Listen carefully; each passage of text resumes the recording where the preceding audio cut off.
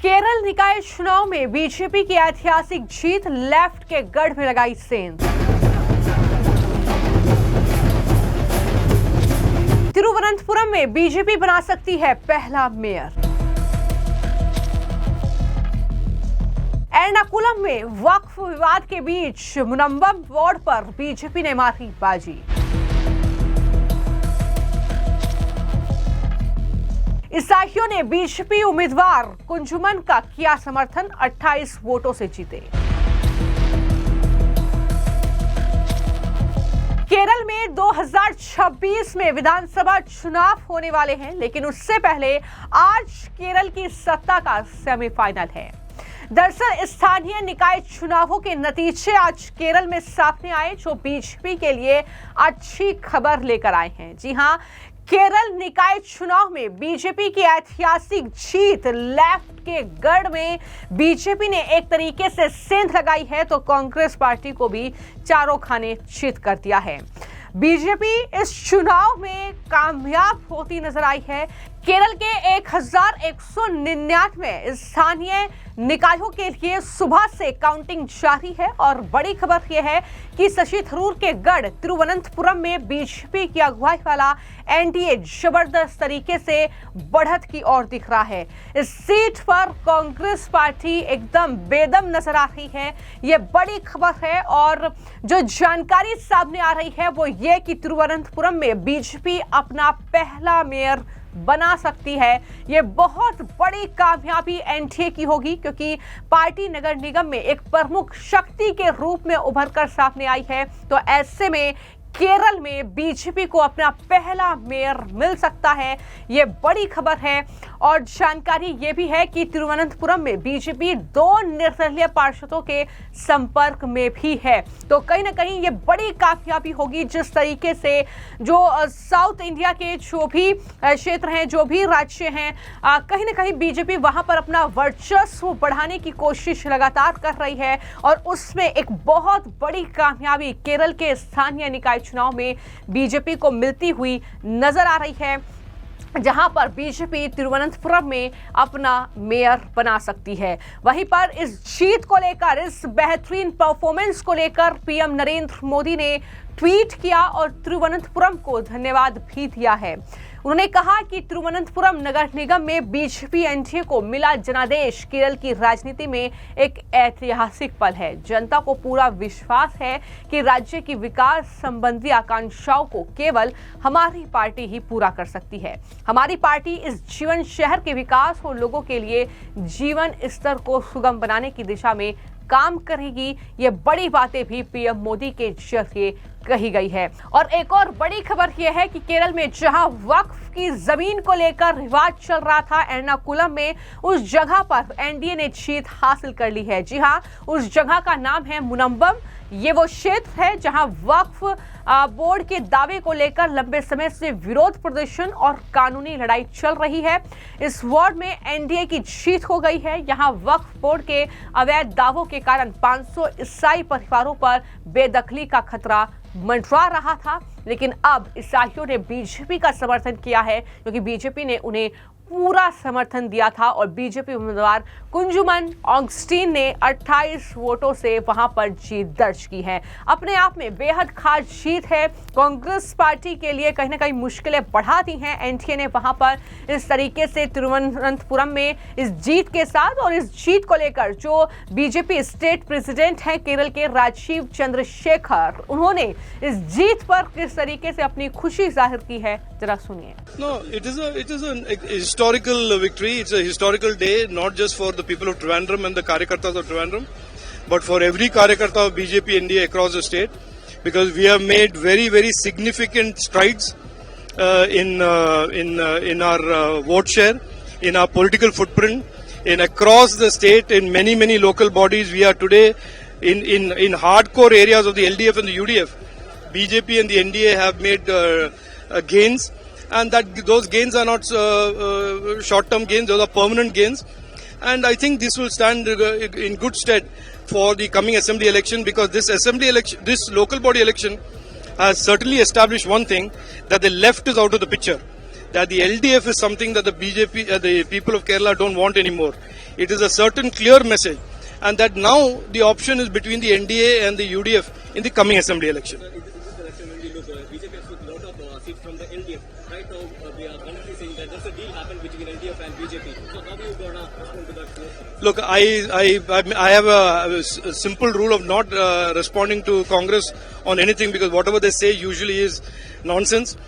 This is a fight. We had a fight. We were the first ones and the ones consistently to attack the LDF for their corruption and for their malgovernance. The Congress is the one who was in the India alliance in 27 states and 8 union territories with the CPM. So the Congress should not try and mislead the people of Kerala into believing something other than the truth, that if any party today is doing any cross-voting with anybody, it is the Congress with the CPM. And if you want an example of that, take a look at Kodungalur results, where Congress, which used to get 200, 300 votes per booth, have been reduced to 25 votes per booth because they have transferred the entire votes to the LDF. So the Congress better not open their mouth, because a lot of embarrassing truths will come out otherwise. Last question, sir. When you said because of the Kerala, everybody mocks you, especially CPM state secretary. I am happy for the CPM to mock me. I'm happy for the Congress to mock me. As long as the people of Kerala support me, if the people of Kerala welcome our politics, that is all we want. We don't want any endorsement from corrupt twins like the Congress on the left. Certainly, that is not something I will, even if they endorse me, is not something that I will be very happy about. Sir, after you take the charge, it's the first election and it's a big victory for you. So how prestigious? It is not a victory for me. Let me just tell you one thing. This is a party that has tremendously hardworking, committed, sincere cadre and karyakartas who have all worked for the last 6 months very, very diligently, very sincerely with this vision of Prime Minister of Vikasita Kerala. I am just one karyakarta amongst many, many karyakartas, and this is a collective victory and a result of the collective hard work of both leaders and karyakartas of this party. And I must say, I am very, very proud to be a part of this party. When we can expect PM Modi to Trivandrum? Why don't you also invite him? I'll also invite him. तो आपने राजीव चंद्रशेखर को सुना, जो साफ तौर पर इस बात का जिक्र वो भी कर रहे हैं कि तिरुवनंतपुरम में जो जीत बीजेपी की हुई है, ये कार्यकर्ताओं को धन्यवाद भी उन्होंने दिया। लेकिन तिरुवनंतपुरम कॉर्पोरेशन में 45 साल का सीपीएम शासन खत्म होने वाला है। केरल निकाय चुनाव के जो नतीजे हैं वो ऐतिहासिक हैं। जिस तरीके से बीजेपी तिरुवनंतपुरम में कहीं न कहीं अपना मेयर बनाने की ओर आगे बढ़ रही है, और वहीं पर 2 निर्दलीय उम्मीदवार विजयी भी हुए हैं। शायद वो बीजेपी के संपर्क में हैं। अभी तक पूरी जानकारी सामने नहीं आई है, लेकिन क्या कहना है वहां के विजयी उम्मीदवारों का, जरा सुनिए।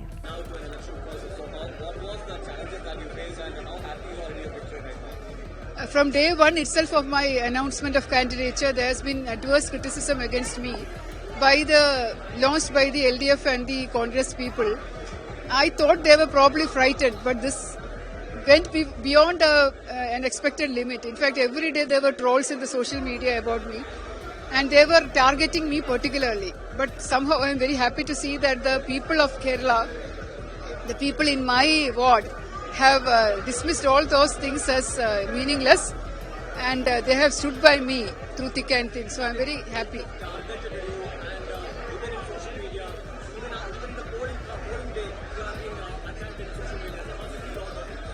Yeah, that is what, whatever I have done in the right and correct way, they have been attacking me. So I didn't want to create any problem for anybody. That has been, I've been correcting these steps because if at all I hurt anybody through my postings or anything, I've been correcting it immediately.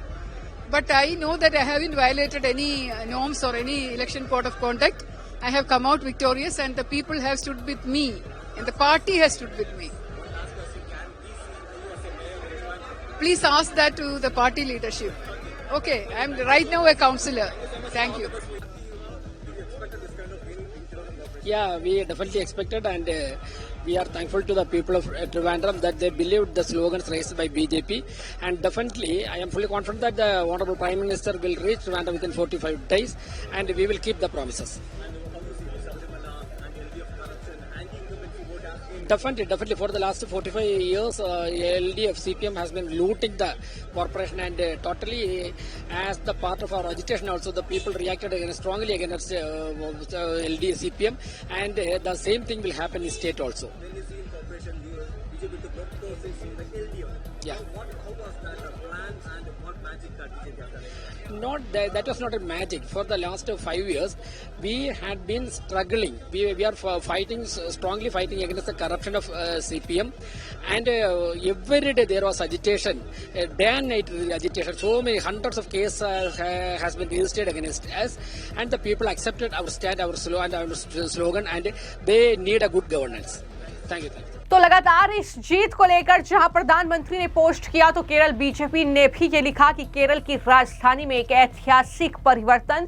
Thiruvananthapuram में BJP के पहले महापौर चुने जा रहे हैं, क्योंकि party नगर निगम में एक प्रमुख शक्ति के रूप में वहां पर उभरी है। उसके लिए उन्होंने प्रधानमंत्री मोदी, अमित शाह, जेपी नड्डा और तमाम जो नेता हैं बीजेपी के, उनका धन्यवाद दिया है। और इस तरीके से जीत के बाद काफी ज्यादा खुश हैं, गदगद हैं, खुशी से फूले नहीं समा रहे हैं बीजेपी के नेता, क्योंकि एक तरीके से ऐतिहासिक जीत ही इसे कहा जाएगा, क्योंकि लेफ्ट के गढ़ में सेंध लगाना जाहिर तौर पर बीजेपी के कार्यकर्ताओं में एक अलग उत्साह, एक अलग जोश कहीं ना कहीं दिखेगा। उसके बाद पश्चिम बंगाल में भी विधानसभा चुनाव है, केरल में भी 2026 में विधानसभा चुनाव है, तो ये जीत कहीं ना कहीं हौसला बढ़ाएगी बीजेपी के नेताओं का। लेकिन वहीं पर पिनराई विजयन के लिए मुश्किलें कहीं ना कहीं एक तरीके से बीजेपी ने बढ़ा दी हैं इन स्थानीय निकायों में जीत के साथ ही। और देखना होगा कि कुल मिलाकर जो नतीजा है वो किस तरीके का रहता है, और क्या जो जीत की ओर अग्रसर है एनडीए,